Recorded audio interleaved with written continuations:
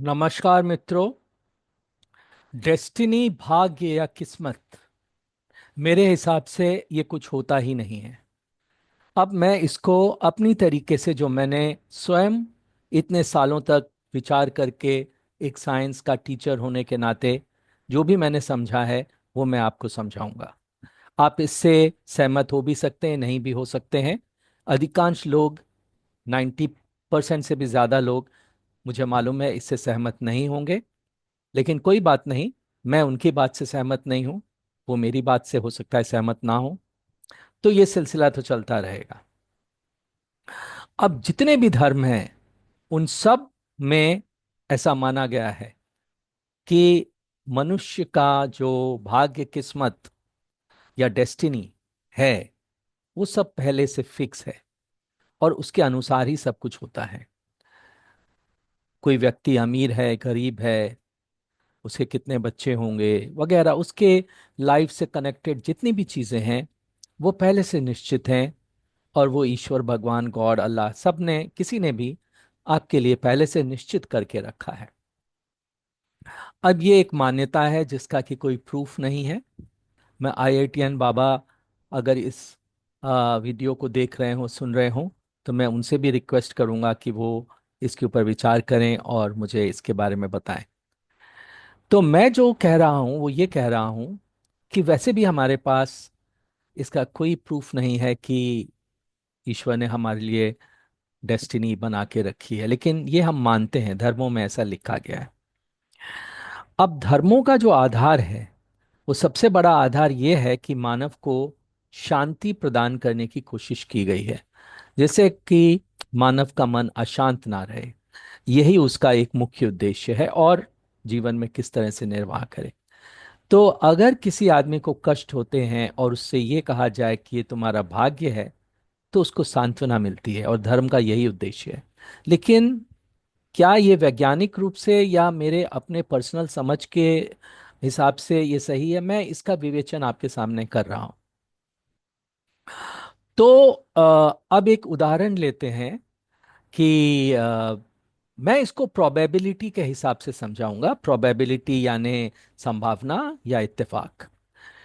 तो मान लीजिए कि एक एक्सीडेंट हो जाता है कुछ लोगों का, और उसमें से कुछ घायल हो जाते हैं या कुछ लोगों की मृत्यु भी हो जाती है। तो वो लोग या उनके परिवार वाले सब ये कहेंगे कि भाई, इसमें हम क्या कर सकते थे, ये तो ईश्वर की मर्जी थी और उनकी किस्मत में ही ये था, इसलिए ऐसा हुआ। अगर वो बचे तो भी किस्मत की वजह से बचे, उनकी मृत्यु हुई तो भी वो किस्मत की वजह से हुई। मैं कहना चाहूंगा कि ये सिर्फ एक प्रोबेबिलिटी है या ये एक इत्तेफाक है। उससे मेरा क्या मतलब है? देखिए, जब गाड़ियां चलती हैं रोड पे तो एक्सीडेंट्स होते ही हैं। कुछ ना कुछ एक्सीडेंट्स हमेशा से होते रहे हैं और होते रहेंगे। तो एक्सीडेंट होना एक प्रोबेबिलिटी है, उसमें लोगों का घायल होना या मृत्यु होना ये भी एक प्रोबेबिलिटी है।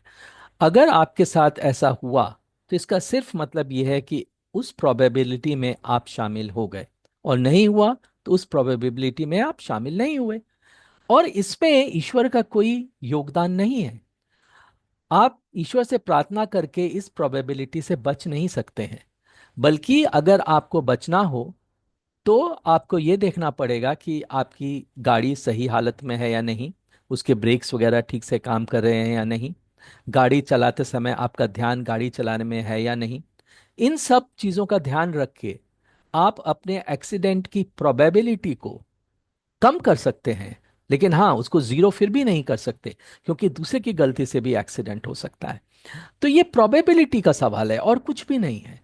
अब दूसरी एग्जांपल, और मैं ये बातें सुन के दंग रह जाता हूं कि ऐसे अनसाइंटिफिक एक्सप्लेनेशन बड़े बड़े गुरु, बड़े बड़े महात्मा, आ, और सभी धर्मों के जो दे रहे हैं। अब मैं एक धर्म गुरु की बात सुन रहा था जिन्होंने कहा कि बच्चा अगर ब्लाइंड, अंधा पैदा होता है, तो वो उसके पास्ट कर्मों का, पुराने जीवन के कर्मों का नतीजा है, इसकी वजह से वो ब्लाइंड पैदा हुआ है। लेकिन आप मुझे बताइए कि उसके पैदा पिछले जन्म का क्या किसी के पास कोई रिकॉर्ड है?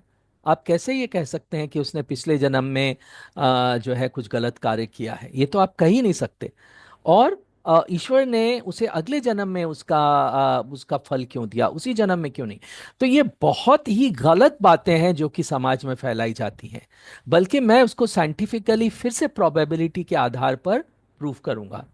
देखिए, जब हम बच्चा पैदा होता है, यानी उसकी जो रिप्रोडक्शन की जो प्रोसेस है उसमें जो सेल्स आपस में कंबाइन होते हैं, फर्टिलाइजेशन होता है, उसके बाद सेल्स डिवाइड होते हैं, और उन सेल डिवीजन की प्रोसेस में कभी कभी कोई त्रुटियां, कोई गलतियां एक प्रोबेबिलिटी के अनुसार हो जाती हैं, जिसकी वजह से जो बच्चा पैदा होता है उसमें कुछ विकार हो सकते हैं।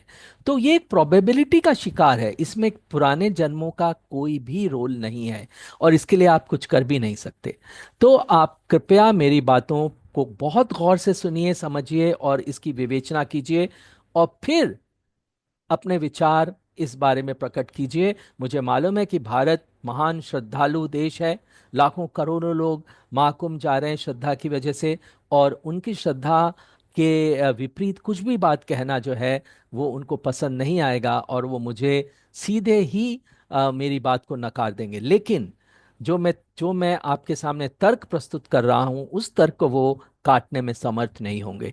धन्यवाद आप को मेरा समय देने के लिए, और कृपया अपने विचार जरूर कमेंट सेक्शन में लिखिए।